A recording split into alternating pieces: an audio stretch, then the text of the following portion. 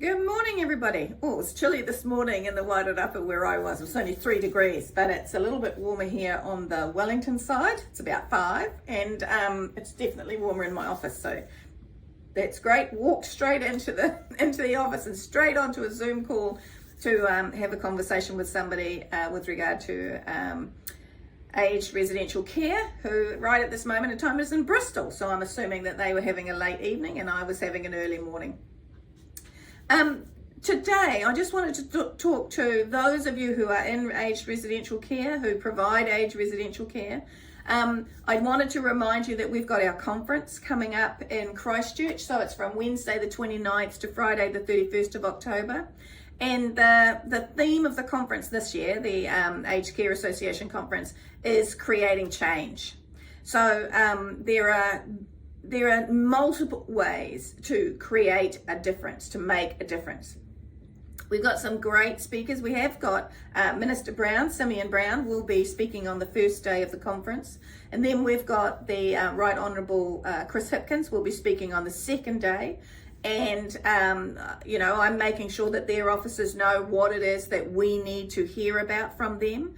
What thoughts have they given to aged residential care? Because for too long, politicians haven't given any thought to aged residential care. So we'll find out how much they've been listening over the last 18 months while I've been raising this topic again and again and again. We're also bringing over from Australia our equivalent to the Aged Care Commissioner.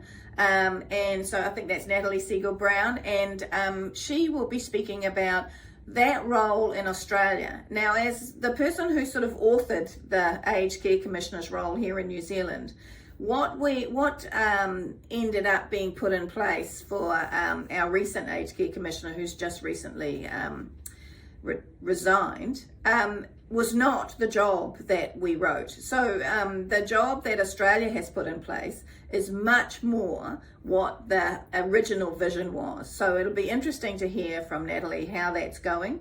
The role was always about holding government to account. It wasn't another complaints mechanism. There's already multiple avenues for complaints, actually, with regard to aged residential care. So there wasn't a need for another complaints body or a complaints mechanism. What was needed was an aged care commissioner who had the capacity to call out government when government wasn't holding up their end of the bargain. And so that was what the job was supposed to be. And our ex-aged care commissioner, the New Zealand one, Caro, she'll be with us on the Friday to talk through what has her experience been in that role. Where does she see where incremental change that our sector can take will make vast improvements to the lives of those that require our care.